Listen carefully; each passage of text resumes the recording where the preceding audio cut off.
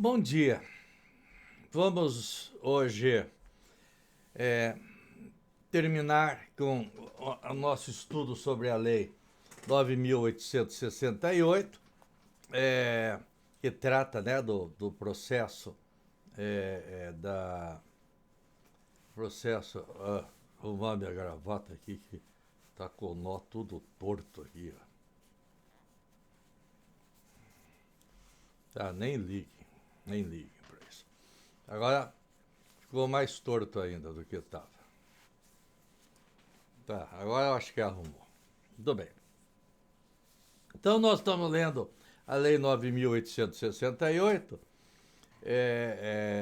e que trata, né, como eu disse, da questão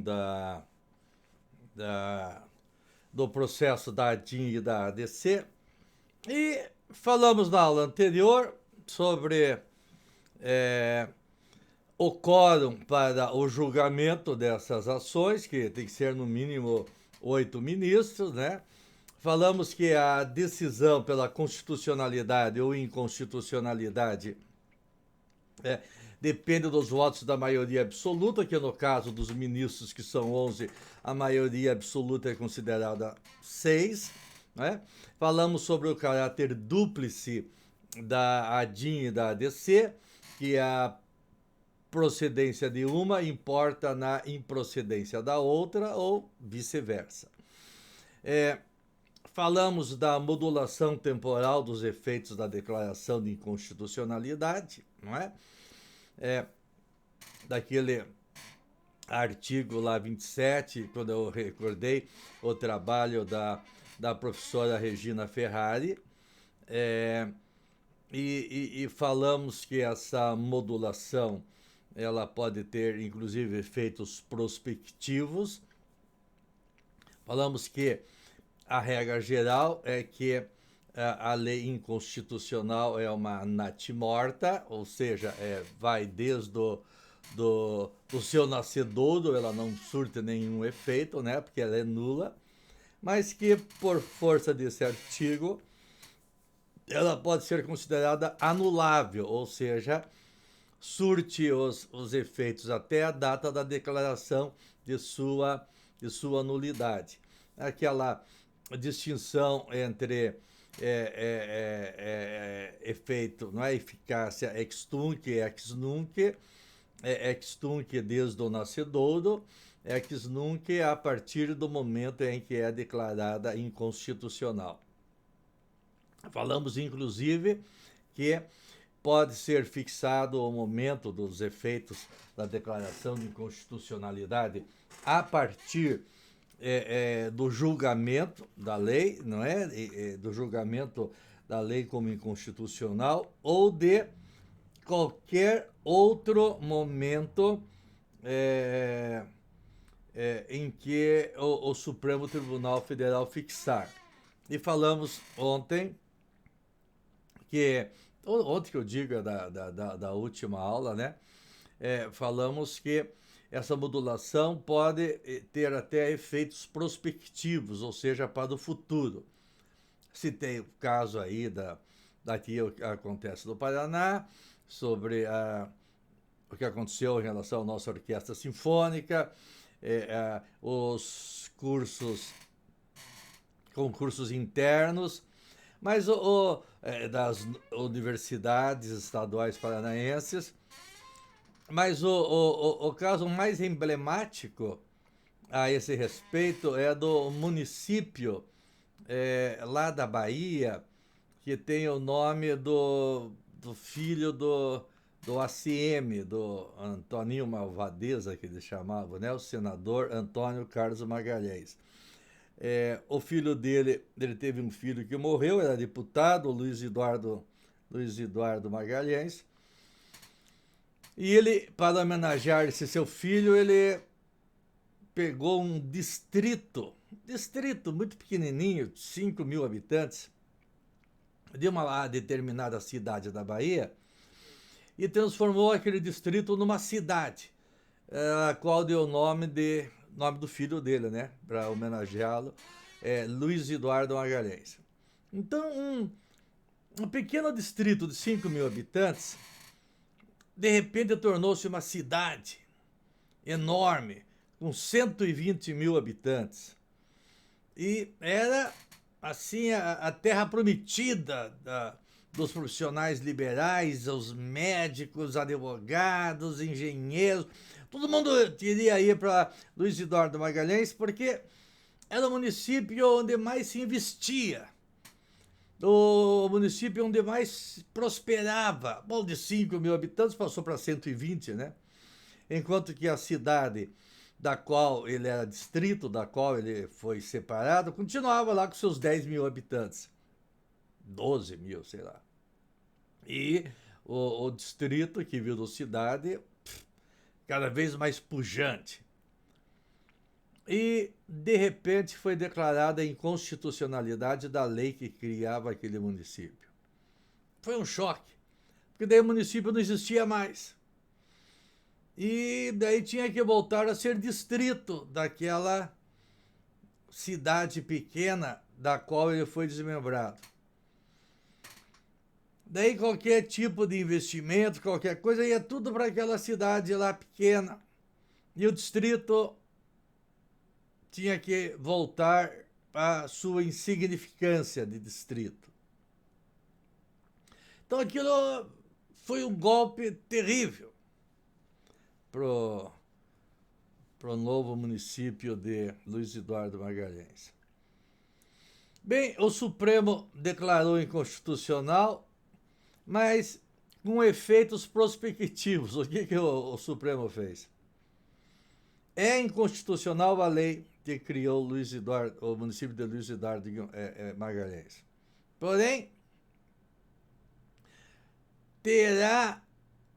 foi fixado um prazo de 2 anos para que se regularizasse a criação daquele município.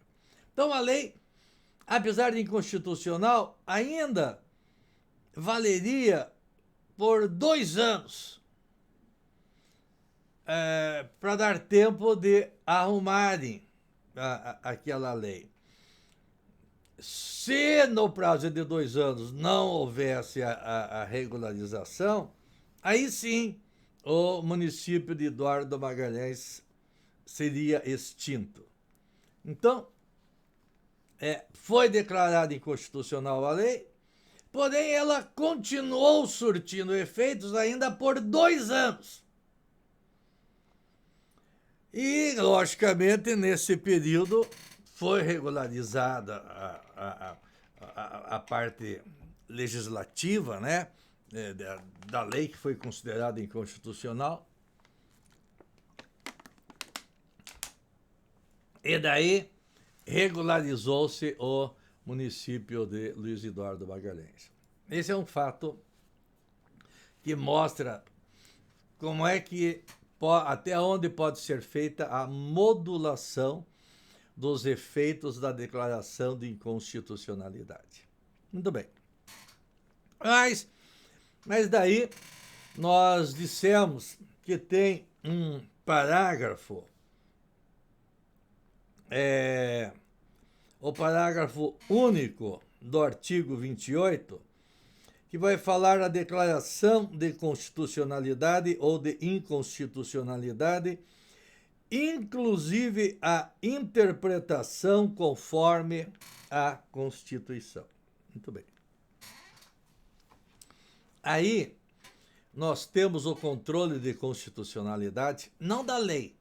A lei é constitucional. A lei está certa. Ela é formalmente constitucional, ela é materialmente constitucional, não tem problema. O controle de constitucionalidade não é da lei. A lei se mantém íntegra. O controle de constitucionalidade é da interpretação da lei. Vocês sabem que a lei é o texto, a norma é a interpretação do texto. Então, assim como a lei pode ser declarada inconstitucional, a interpretação da lei também pode ser declarada inconstitucional. Então, notem, na lei não se mexe. A lei mantém-se tal como ela foi criada. O controle é da interpretação. Vocês já estudaram em hermenêutica, né? Vocês já estudaram que tem vários tipos de interpretação da lei. Tem a interpretação gramatical, que é a porta da entrada das interpretações. Vocês sabem que a interpretação gramatical envolve o estudo da análise sintática das orações, pelas orações coordenadas, aditivas, adversativas, alternativas, explicativas, conclusivas. Então, nós temos vários tipos de orações, né? Vários tipos. Isso aí a gente faz muito e tem que lembrar bastante daquelas aulas de português, né? De análise sintática. As orações que tem as conjunções coordenadas e as conjunções subordinadas. Então, isso já é a análise gramatical. Além das análises sintáticas das orações, nós temos a análise morfológica, o significado daquelas palavras. Pode ser substantivo, artigo, advérbio, pronome, tem que ver. Porque, às vezes, a mesma expressão, a mesma palavra, pode ter dois significados. Por exemplo, a palavra um. Um pode ser um numeral, ou um pode ser um artigo indefinido, não é? Então, nós temos que aprender na interpretação gramatical, temos que aprender a fazer a análise sintática e a análise morfológica, não é? Mas essa é apenas a porta da entrada. Aí nós temos a interpretação sistemática, que é do texto dentro do contexto, não o texto dentro de si mesmo, o texto dentro do contexto.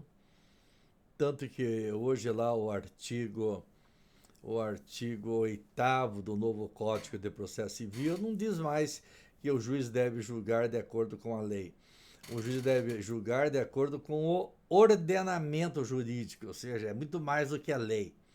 Envolve a lei, mas envolve princípios como da proporcionalidade, como da razoabilidade, como o princípio da dignidade da pessoa humana. Então, o ordenamento jurídico é muito mais do que a lei, não é? Então, deve ser julgado não unicamente de acordo com a lei, mas de acordo com o ordenamento jurídico, não é? Muito bem. Além disso, nós temos a interpretação teleológica, onde nós vamos examinar qual é a finalidade daquela lei. Qual é a finalidade? O que quer se alcançar com a aplicação daquela lei? Porque a lei, desde a Constituição de 1824, diz que a lei não deve ser para atender lobbies, para atender só determinados ordenamentos, atender o interesse econômico desse ou aquele setor. Ela tem que ter a finalidade de atender o interesse geral, o interesse público, o interesse social. Só é lei aquela que vai atender o interesse social, não é? O interesse público. E, portanto, daí não é lei aquela que só visa atender o interesse dos lobbies, em detrimento do interesse público.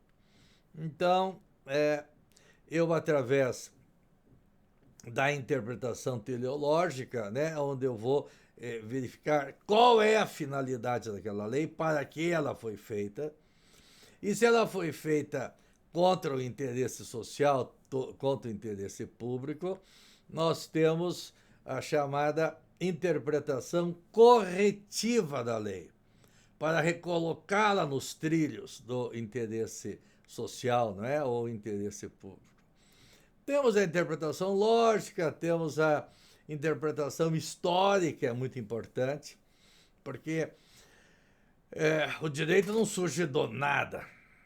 Ele tem sempre uma grande história atrás deles.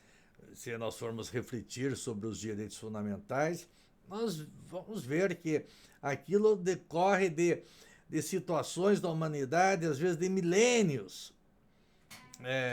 Bom, a primeira Constituição que nós temos é de 1215, mas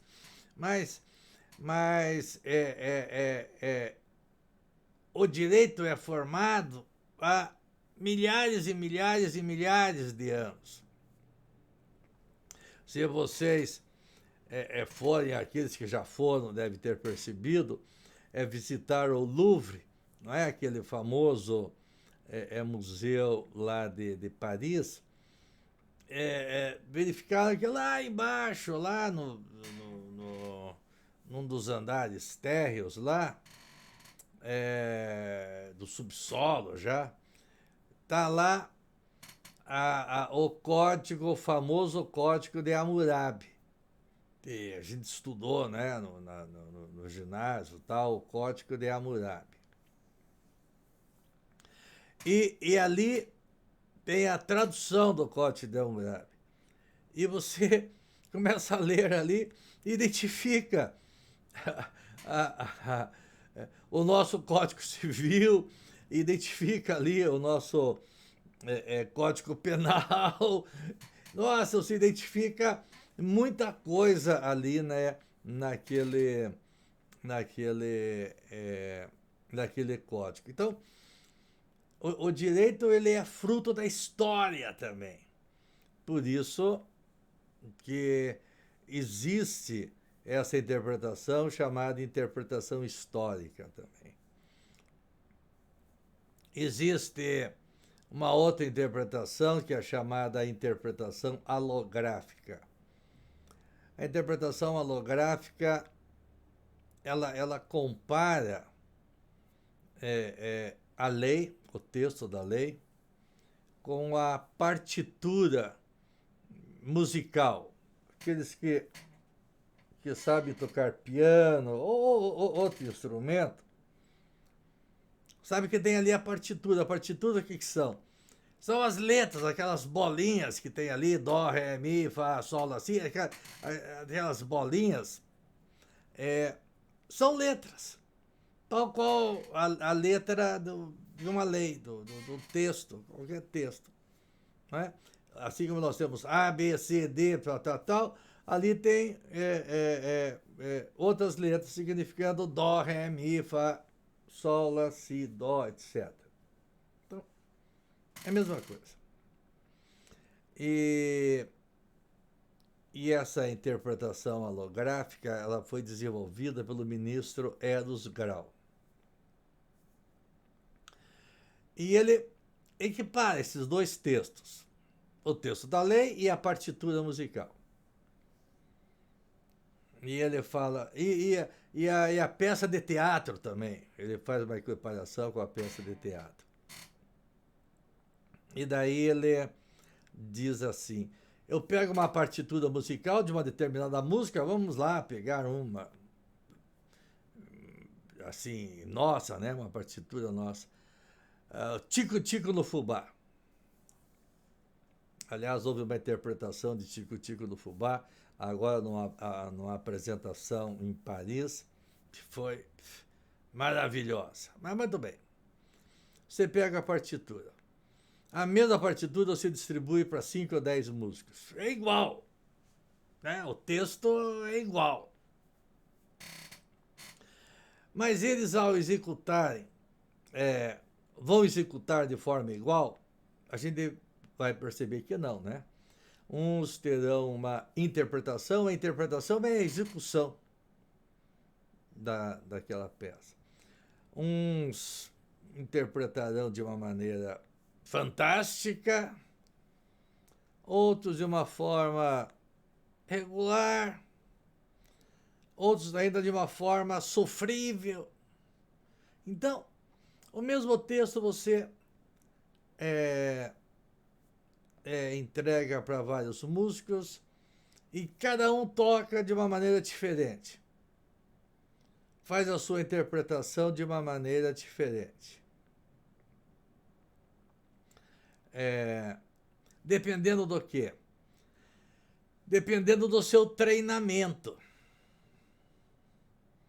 Dependendo do tempo que a pessoa investiu para bem interpretar aquela música.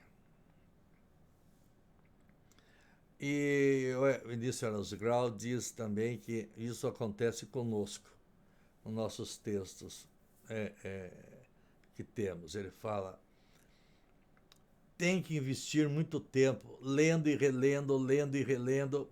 Vamos imaginar a Constituição de capa a capa, você tem que ler no mínimo 17 vezes. Investir tempo. Porque é com a constante leitura, constante reflexão sobre isso que vai melhorando a sua interpretação do texto. Assim como o contínuo exercitar da interpretação das músicas vai melhorando a qualidade da interpretação, não é? O músico fica cada vez interpretando melhor aquela partitura. Isso é uma lição que nos deixa o ministro Araújo Grau. Nós devemos investir tempo na leitura dos textos e na releitura. Até porque, por exemplo, a nossa Constituição, ela não pode ser interpretada em tiras. Pego só um pedaço e interpreto. Não. Nossa Constituição tem que ser interpretada como um todo. Um todo. Então, para eu ter condições de interpretar a Constituição como um todo, no mínimo eu tenho que ter lido esse todo, né? E não basta ler uma vez, e cada vez que você reler, você descobre novas coisas. Cada vez que você lê, você descobre, nossa, isso aqui eu ainda não tinha percebido. Então é um investimento na leitura, né, dos textos. Ele equipara também isso com as peças teatrais. É a mesma peça. Ele cita lá a peça de Otelo, que vem sendo interpretada, sei lá, há 2000 anos.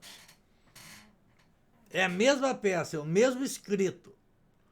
Mas Otelo é interpretado da mesma forma? Não, conforme o artista, ele é interpretado de uma forma, conforme o artista é interpretado de outra forma, não é? Depende do quê? Do preparo desse artista para fazer aquela interpretação. E a mesma coisa acontece conosco. Por isso que também direito é considerado arte.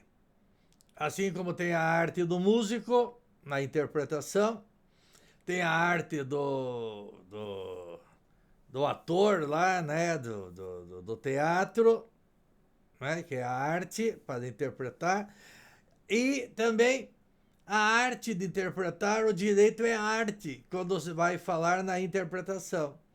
A arte de interpretar. Essa é, então, a chamada interpretação halográfica.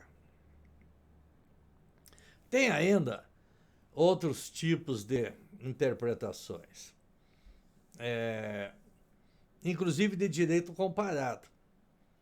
Até porque, por exemplo, direitos humanos, a diferença de direitos fundamentais e direitos humanos, muitos deles são os mesmos, muitos. Mas a diferença é que os direitos fundamentais estão num texto constitucional de um determinado país. Mas os direitos humanos, eles são universais. E se são universais, não tem como eu não fazer uma interpretação deles baseado no direito comparado. Se é universal, né? Eu preciso estudar também o direito comparado. Por isso que quando vocês forem fazer mestrado, doutorado, sempre terão que fazer uma prova de suficiência em alguma língua. Ou inglês, ou francês, sei lá, alemão, para aqueles que conhecem alemão, italiano. Para quê? Para possibilitar a pesquisa em direito comparado. Não é? Até porque as constituições, elas não surgem do nada também. A nossa Constituição de 88, ela é fruto de 39 outras constituições. Ela decorreu da leitura e interpretação de 39 outras constituições. Claro que tem umas que nós aproveitamos mais e outras menos.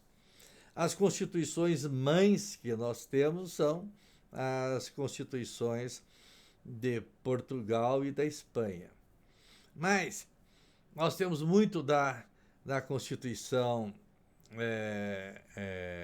alemã, da Constituição italiana, da Constituição dos Estados Unidos da América do Norte. O professor Jorge Miranda, professor de Direito Constitucional lá em Portugal, na Universidade de Lisboa, Clássica de Lisboa, ele entra para dar aula de constitucional com no mínimo 5 constituições. Ele entra com a Constituição portuguesa, evidente, com a espanhola, com a alemã, com a italiana e com a brasileira. No mínimo 5.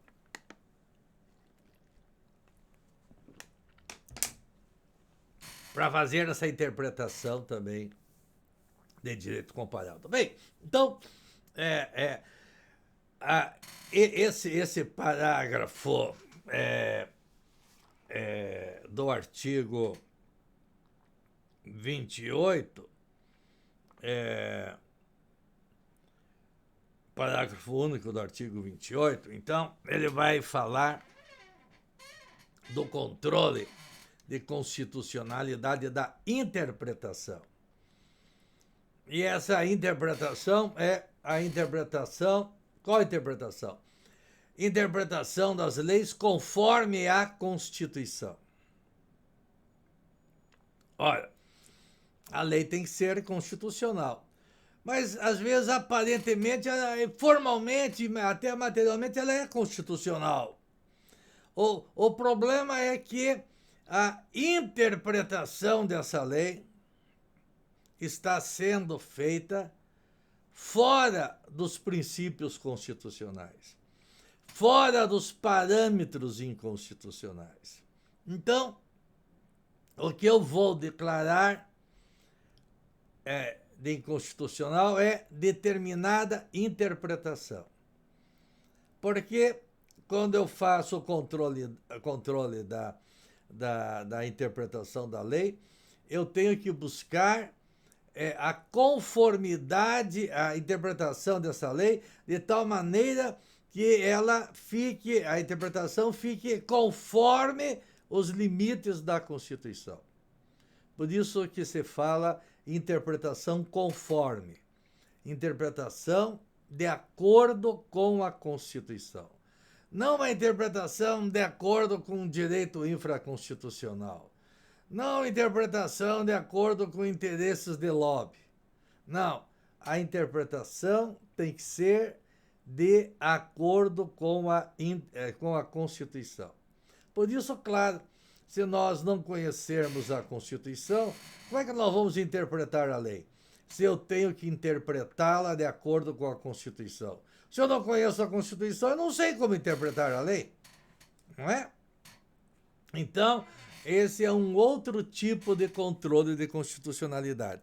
O controle de constitucionalidade de acordo com a Constituição. No texto não se mexe. A lei é considerada constitucional. Ah, você entra com uma DIN em relação àquela lei, a DIN em relação à lei é improcedente. O que haverá o controle de constitucionalidade é da interpretação daquela lei. Isso é interpretação conforme. Então nós temos o controle de constitucionalidade da lei e o controle de constitucionalidade da interpretação da lei. Porém, tem mais um ainda controle nesse parágrafo único. Ele vai falar: a declaração de constitucionalidade ou inconstitucionalidade, inclusive a interpretação conforme a Constituição,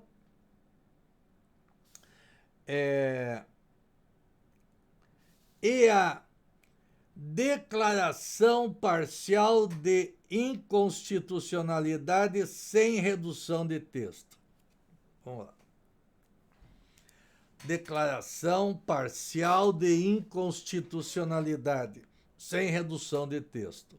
Olha, cada vez que eu declaro a inconstitucionalidade de uma lei, eu reduzo o texto. Declarei inconstitucional o parágrafo 1º da lei, sei lá, 10.020, eu retirei aquele parágrafo 1º do texto. Então eu reduzi o texto, não é? Quando eu faço uma declaração de inconstitucionalidade total da lei, bom, aí eu retiro-a inteiramente. Quando eu faço uma declaração de inconstitucionalidade de parte da lei, eu retiro do texto aquela parte, não é? Igual eu vou fazer uma cirurgia ali muito grave e estou com, sei lá, um câncer, alguma coisa, eu tenho que retirar do meu corpo aquela parte ruim. Então, a declaração de inconstitucionalidade retira do texto a parte inconstitucional. Mas esta forma de declaração que iremos estudar agora declara parte da lei inconstitucional, porém não retira essa parte do texto. Então declaração parcial de inconstitucionalidade, não total, parcial. Parcial de inconstitucionalidade sem redução do texto. O texto se mantém íntegro. Mas há ali uma inconstitucionalidade. Só que não é da interpretação que nós vimos antes. É o controle de constitucionalidade da eficácia da lei. Eficácia é a validade da lei. A aplicabilidade da lei. Então nós vamos ver que essa declaração de inconstitucionalidade parcial, sem redução de texto, ela se refere à eficácia da lei. Tanto a eficácia temporal como a eficácia espacial. Eu vou falar, porque eu acho mais fácil falar da eficácia espacial. Não sei se muita gente aqui conhece o Amazonas, conhece Manaus. Mas, você não conhece o Amazonas, você não conhece Manaus, com certeza já ouviu dizer da Zona Franca de Manaus, não é? Então, a Zona Franca de Manaus é uma área onde ali as indústrias produzem e tem muitos incentivos fiscais, até para as empresas irem montar as fábricas lá em Manaus ou na Zona Franca de Manaus. Então precisa dar muito incentivo para as pessoas se disporem a ir desenvolver indústria lá no Amazonas.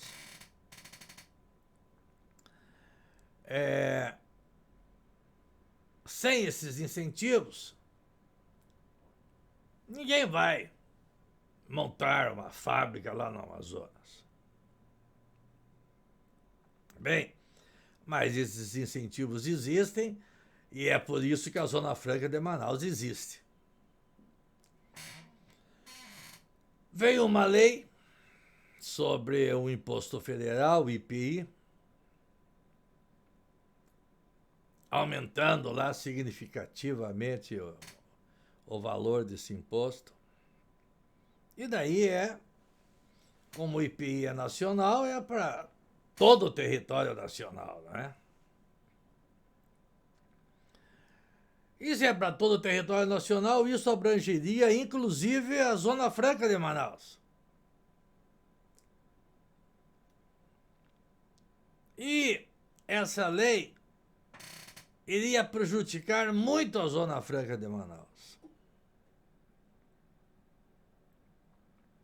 Então, foi pedido o controle de constitucionalidade da eficácia espacial dessa lei. Para dizer, essa lei tudo bem, ótimo, porém não se aplica à Zona Franca de Manaus. A declaração de inconstitucionalidade, então, foi da eficácia dessa lei em relação à Zona Franca de Manaus. A lei é nacional, a lei é nacional. Porém, por aquele motivo de natureza constitucional, ela não se aplica à Zona Franca de Manaus. Então não foi mexida em nada da lei, mas ela foi declarada inconstitucional em relação à Zona Franca de Manaus. Então foi uma declaração parcial de inconstitucionalidade, sem reduzir o texto. Sem reduzir o texto. Foi um controle de constitucionalidade, então, da eficácia da lei. Ela vale para todo o território nacional. Tem que ser aplicada em todo o território nacional, menos na Zona Franca de Manaus.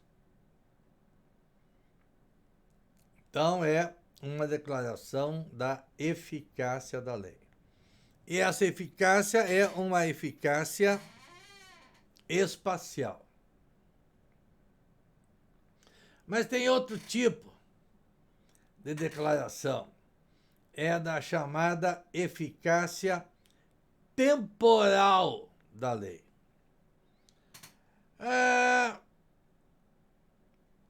Alguns lembram, outros eu acho que também não lembram.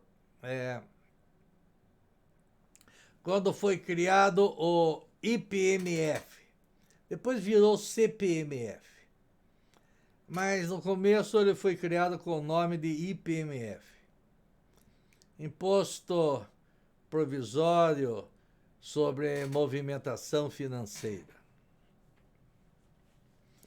E esse novo imposto, que depois virou contribuição, depois caiu e agora está para voltar, esse novo imposto foi criado no mês de agosto, mais ou menos, e dizia a emenda constitucional que o criou que tinha que ser aplicado essa emenda desde o, o dia da publicação lá da emenda é promulgação. Não. Bem, em agosto, o Supremo veio e disse: a lei até que está certa, a emenda aí está certa, mas a eficácia não pode ser da data em que ela foi feita, porque isso ofere lá um direito fundamental dos contribuintes, que é chamado da anterioridade, que fala que, criado um tributo num ano, ele só pode ser cobrado no ano seguinte, né? Então, se foi criado em agosto, ele só poderia ser cobrado a partir de 1º de janeiro do ano seguinte. Mas a emenda dizia que não, que era para ser cobrado imediatamente. O Supremo, então, declarou a inconstitucionalidade, né, da eficácia daí temporal, não é espacial, temporal, porque era questão de tempo, não é? Dizendo, olha, não se aplica desde a data aí da publicação dessa emenda, mas ela está tudo certo, tudo bem, ela não é inconstitucional. A inconstitucionalidade é de se determinar a aplicação desde logo dessa emenda, sem respeitar o princípio da anterioridade, que fala que tem que ser tem que ser eficaz somente a partir do 1º dia do exercício seguinte ou do ano seguinte. Então, aí a lei manteve-se na íntegra. A inconstitucionalidade foi da eficácia temporal daquela lei. Então, isso é uma declaração parcial de inconstitucionalidade sem redução de texto. O texto se mantém. O texto não se altera. O que altera é a eficácia daquela lei. Muito bem. Então, nós vimos que o controle de constitucionalidade não é só da lei, total ou parcial, não é? Mas ela pode ser também da interpretação da lei, e daí a lei também não se mexe na lei, não é? A ADIM seria considerada inconstitucional.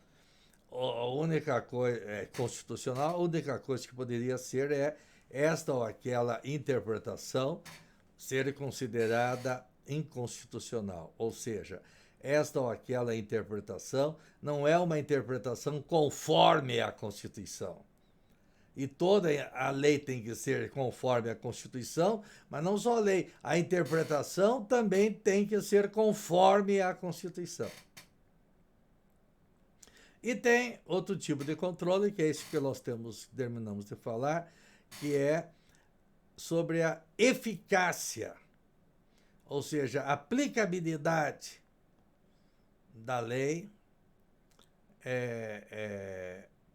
no tempo e no espaço. O dispositivo termina falando ainda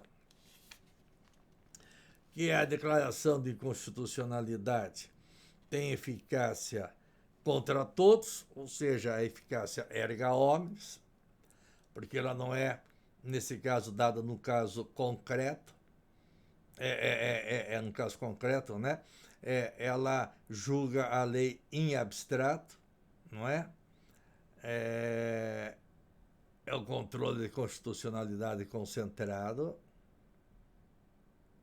Então, a eficácia ela é erga omnes, ou seja, abrange a todos. Eficácia contra todos e efeito vinculante, ou seja, aquilo está dito, não dá para querer entender diferente ou julgar diferente, é obrigado a ser julgado daquela forma, é obrigado a observar isso, não é? E aí tá até uma parte que se diz que nessa parte o Poder Judiciário está legislando, porque ele faz lá um julgamento e aquilo tem que ser, vincula todas as outras pessoas, não é? As pessoas têm que seguir aquilo.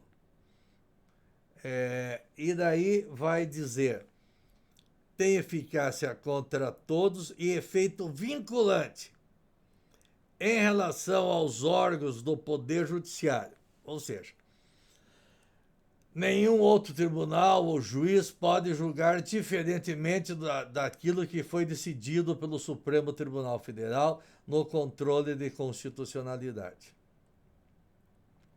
Tem efeito vinculante para os demais órgãos, mas para ele, Supremo não, o Supremo pode mudar, alterar, mas não os outros órgãos do Poder Judiciário. Então, vincula, amarra os outros órgãos do Poder Judiciário que só podem seguir aquilo que foi decidido pelo Supremo, na DIN aí na ADC, não é? Efeitos vinculantes em relação aos órgãos do Poder Judiciário e à administração pública federal, estadual e municipal. Ou seja, vincula tanto o Poder Judiciário como o Poder Executivo.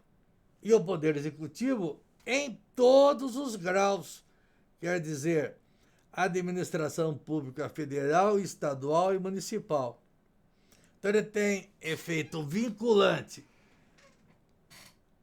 ao Poder Judiciário e ao Poder Executivo. Ali vai dizer, mas não em relação ao Legislativo. Então, será que o Legislativo poderá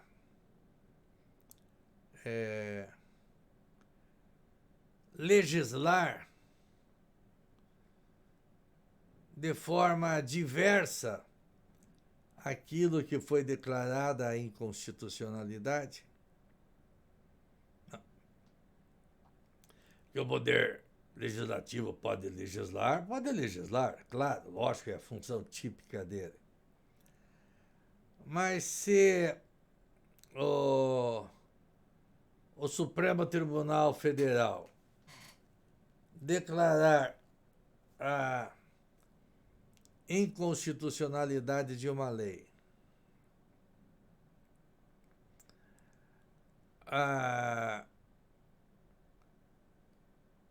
o Congresso não fica vinculado a essa declaração de inconstitucionalidade, o Congresso pode fazer uma outra lei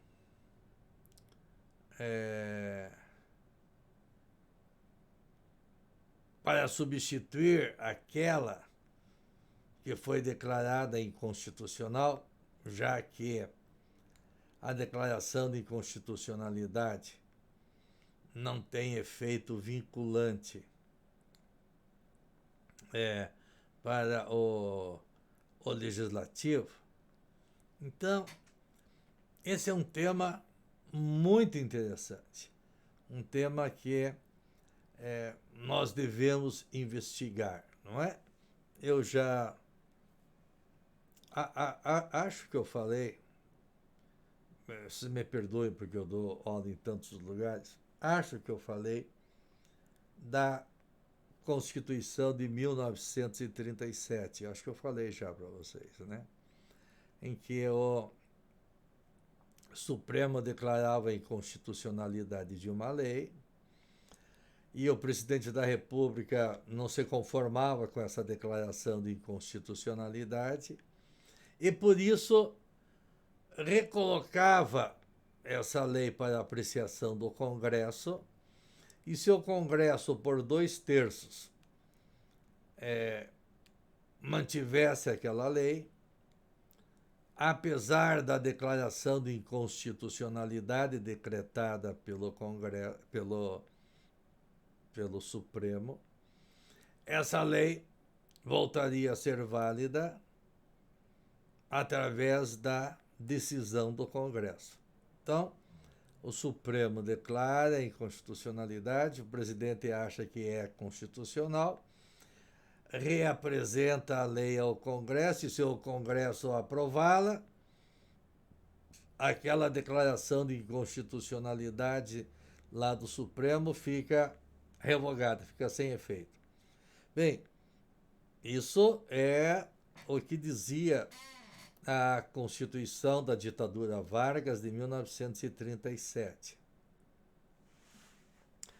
Mas agora não temos esse dispositivo, não é? Mas estamos vendo que a declaração de inconstitucionalidade não tem efeito vinculante ao poder legislativo. O que significa isso? O poder legislativo, então, a exemplo do que ocorria na Constituição de 37, pode votar novamente essa lei e aplicá-la novamente, apesar do Supremo tê-la declarado inconstitucional. O Supremo a declarou inconstitucional e retirou-a do ordenamento jurídico. Mas daí o Congresso vem e vota de novo essa lei, incorporando-a novamente ao ordenamento jurídico, como permitia, repito, a Constituição de 1937. Será que acontece o mesmo agora? Bem, isso então nós iremos bater um papo na próxima aula, não é? E vocês deem uma olhada sobre isso. Faça uma pesquisa sobre isso. Para nós refletirmos, não é? Sobre essa questão. E na próxima aula também nós vamos começar a falar sobre a ADPF. ADPF, Arguição de Descumprimento de Preceito Fundamental. A ADPF está lá na Lei 9.882, de 3 de dezembro de 1999. Ali nós vamos começar a estudar a terceira ação do controle concentrado, que é a DIN, a ADC e a ADPF. Tudo bem? Então, até a nossa próxima aula.